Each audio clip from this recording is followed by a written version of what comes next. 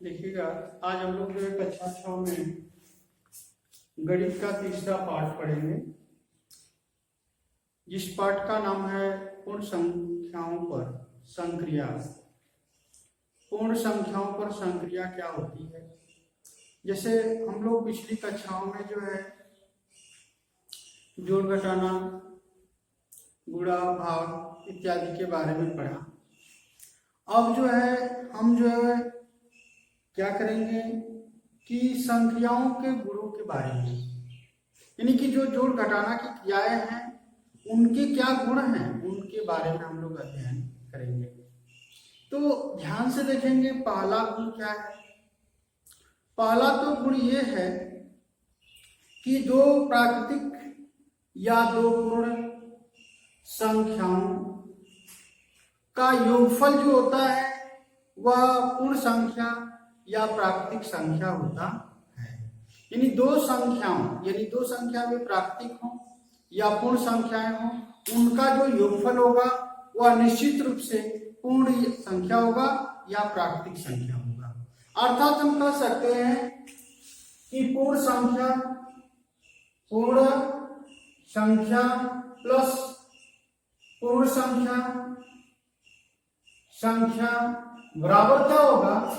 पूर्ण या प्राकृतिक संख्या। और यदि हम जो कहें कि पूर्ण संख्या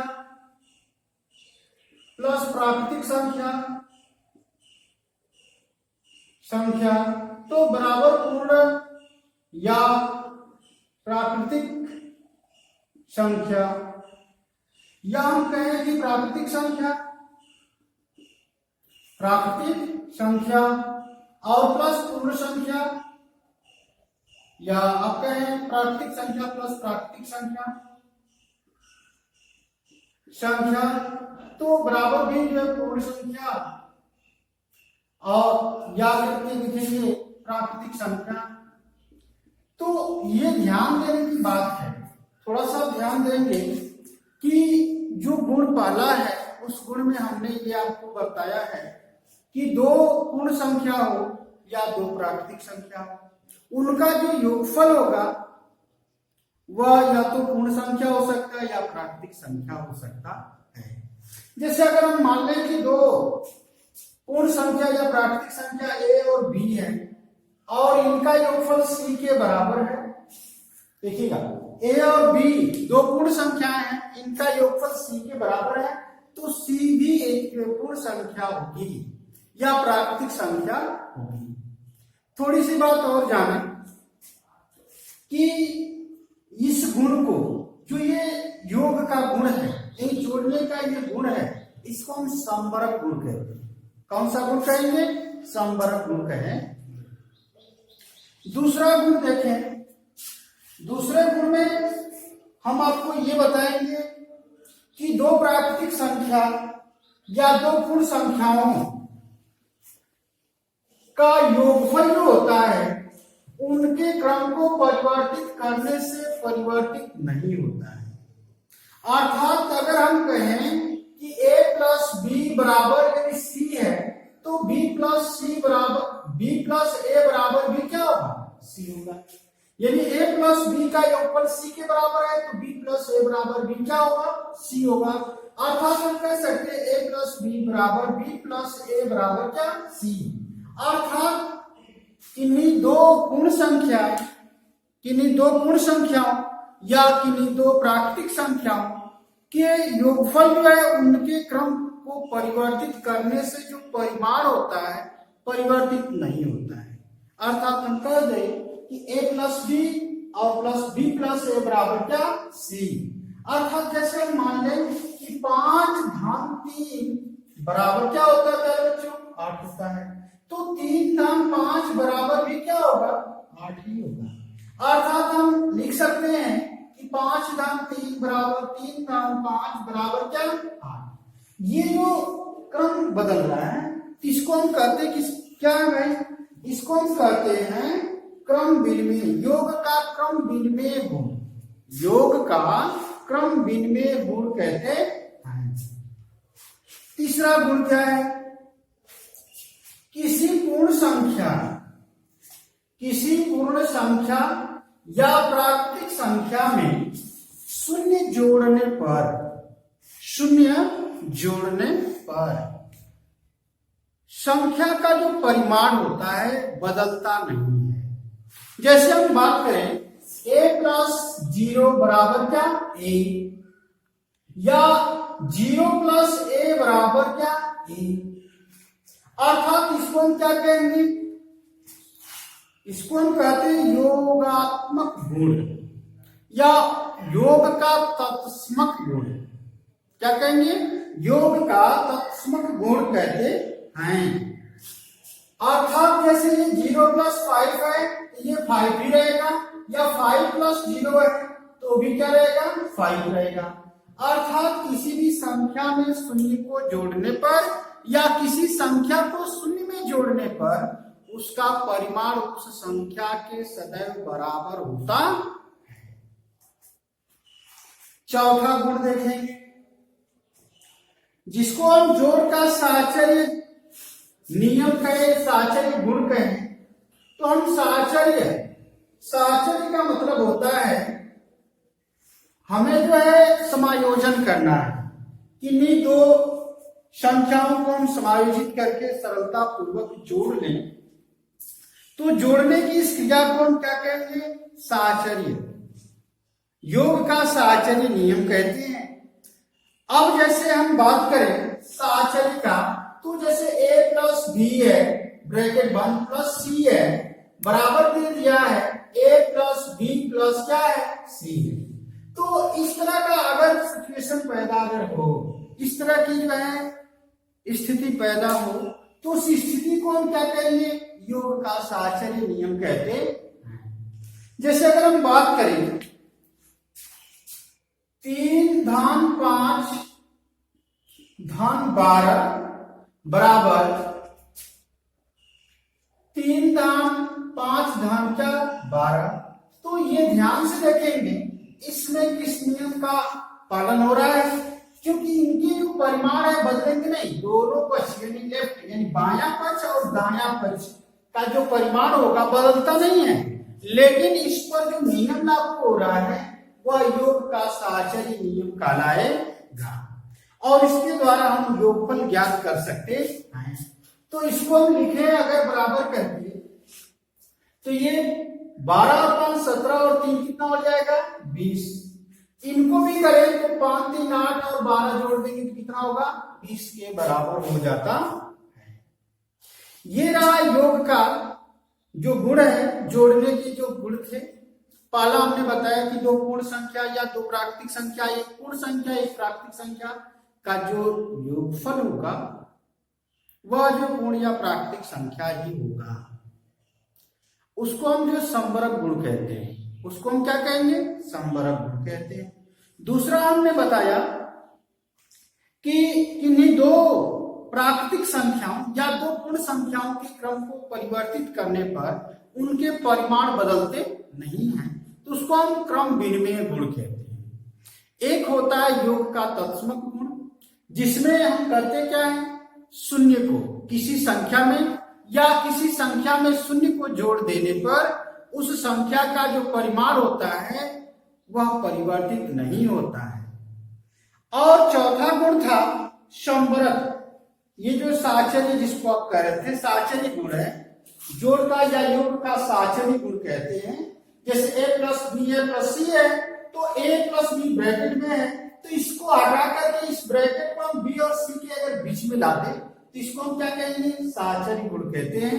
जैसे 3 धन 5 है और प्लस 12 है, तो हम 3 धन और 5 धन 12 को क्या किए, एक ब्रैकेट में कर दिए, इनका परिमाण बदलेगा नहीं, योग तो नहीं बदलता है, लेकिन ऐसी ऐसी स्थिति अगर पैदा हो जाए इसको हम क्या कहेंगे, साहचर्य नियम कहते हैं। अब हम आते हैं अपनी प्रश्नावली पर। प्रश्नावली 3.1 को आप थोड़ा सा ध्यान से देखेंगे, उसमें जो कुछ प्रश्न भरने के लिए दिया है, तो भरने वाले प्रश्नों को आप ध्यान से देखें। 2063 है, पहले प्रश्न को भरने के तरीके हम बता दें। 2063 है और प्लस 372 है, इक्वल है, फिर ये बॉक्स बना है जिसमें भरना आपको है, और प्लस ये 2063 लिख दिया है, फिर इधर जो आपको बॉक्स बना के छोड़ दिया है केवल। तो थोड़ा सा ध्यान से देखेंगे, ये दो अंक हैं, एक है 2063, एक है 372। तो हम देखें इधर में इतने को ही देखें, तो इसमें 2063 लिख दिया है, तो क्या बाकी रह गया है, तो ये 272 यानी 372 है, तो यहाँ पर आप 372 फिल करें, यानी यहाँ पर 372 भर देंगे, और फिर इनको और इनको जोड़ करके जो आएगा यहाँ भर देंगे, तो आपका ये प्रश्न पूर्ण रूप से हल हो जाए। इस तरह के बहुत सारे प्रश्न दिए हैं, इन प्रश्नों को आप जो आसानी से कर लीजिएगा। हाँ, एक प्रश्न और आपको हम बता रहे हैं, प्रश्न नंबर जो है 2, ये पहले प्रश्न में कई सारे प्रश्न ऐसे ही हैं, आप हल करेंगे।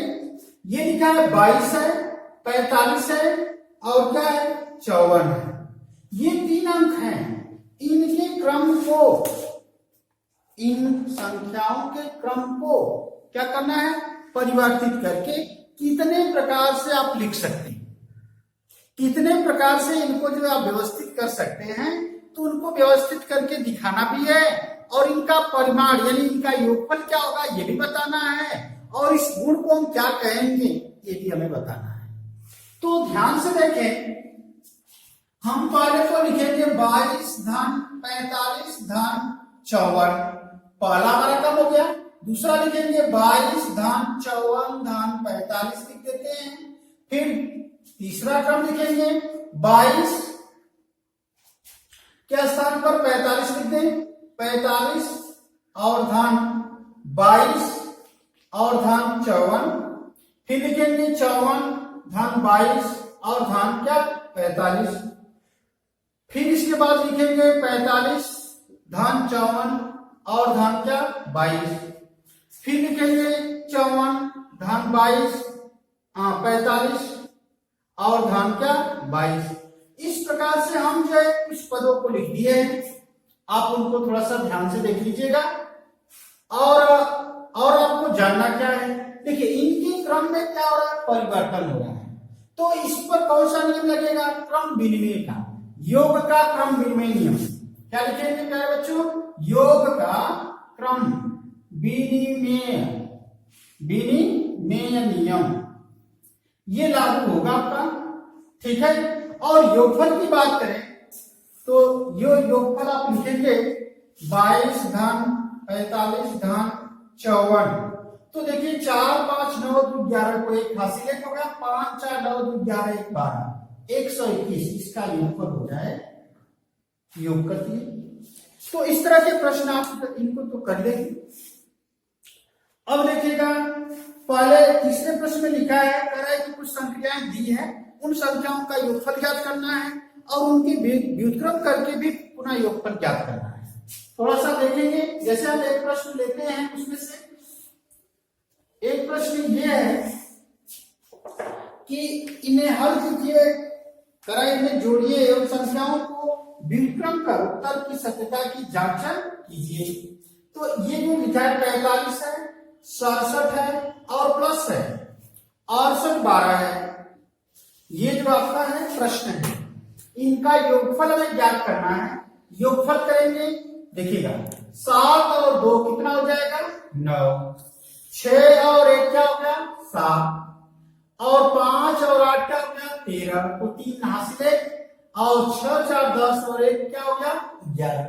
ये तो परिमाण हमारा इस पर आ गया, और दूसरा परिमाण यानी दूसरा वाला हम करेंगे तो 6812 यहां लिखेंगे, 4567 यहां लिखेंगे, और पुनः जोड़ेंगे 7 2 9, 6 1 7, 5 8 13 को 3, 4 6 10 और 1 11। देखिए इनके जो परिमाण है बदले नहीं है, क्रम तो बदल गया लेकिन जो उत्तर बना है बदलता नहीं है। तो इस पर कौन सा नियम लागू हो रहा है, इसको हम कहते हैं क्रम विनिमय। कौन सा नियम, क्रम विनिमय नियम कहते हैं। तो ये नियम लागू करेंगे और आप हल करेंगे।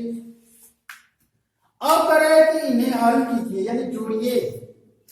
प्रश्न नंबर 4 है, प्रश्न नंबर 4 में लिखा है कि इन्हें हल कीजिए और जोड़ के साचर्य नियम का नियम द्वारा उत्तर की सत्यता की जांच कीजिए। तो थोड़ा सा ध्यान से देखेंगे, ये 4,456 है, प्लस का निशान है, 320 है, फिर जो है ब्रैकेट बंद करके प्लस का निशान है, 472 है। तो इनका योगफल क्या करें, पहले 6 हो जाएगा, 5 दूनी 7 हो जाएगा, 4 3 7 धन 472 हो जाएगा। फिर योगफल कर देंगे 7 और 6 8 हो जाएगा, 7 7 14 को 4 हो जाएगा, 7 4 11 क्या हो जाएगा 12। ये आपका योगफल। इसी प्रकार जो है आप सभी प्रश्न हल करें, ठीक है। इसमें बहुत सारे प्रश्न हैं, उन प्रश्नों को आप क्या करेंगे, हल कर लेंगे। अच्छा, कुछ प्रश्न जो है दिए हैं और भी, जैसे 5वां प्रश्न में दिया है, उचित तरीके से व्यवस्थित कर निम्न का योगफल ज्ञात करना है। तो उचित तरीका जैसे आपको अच्छा लगे। उचित का मतलब यही होता है कि जो आपको सुटेबल पड़े। सुटेबल का मतलब यह है कि आप जो है अच्छी प्रकार से उसे हल कर सकें, सुनिश्चित कर सकें उसके परिमाण को। तो आप जो योगफल ज्ञात करना है, आप उसकी क्रम को व्यवस्थित करके और हल करके और बताइएगा। प्रश्न नंबर 5 में तो यही तक दिया है। प्रश्न नंबर 6 में सत्य और असत्य के बारे में दिया है। जैसे लिखा है कि प्रत्येक पूर्ण संख्या एक प्राकृतिक संख्या होती है। प्रत्येक पूर्ण संख्या एक प्राकृतिक संख्या होती है। तो प्रत्येक पूर्ण संख्या प्राकृतिक संख्या नहीं होती, तो इसलिए इसको आप जो है गलत ठहराइएगा, यानी असत्य है। प्रत्येक प्राकृतिक संख्या पूर्ण संख्या होती है, तो ये सत्य है। 2 पूर्ण संख्याओं का योगफल सदैव एक प्राकृतिक संख्या होती है। तो 2 पूर्ण संख्याओं का योग जो है सदैव एक प्राकृतिक संख्या नहीं हो सकती है। पूर्ण संख्याओं a + b + c और a + b, यानी इस तरह से अगर दिया है तो ये जो साहचर्य नियम को बताता है। क्रम विनिमय तथा साहचर्य नियम पूर्ण संख्या के गुण हैं, तो लिखेंगे सत्य, ठीक। इस प्रकार से आप जो है ये जोड़ पर जो संख्याएं हैं इनको अच्छे प्रकार से पढ़िएगा और इनको हल करके कल हमको बताइएगा। धन्यवाद।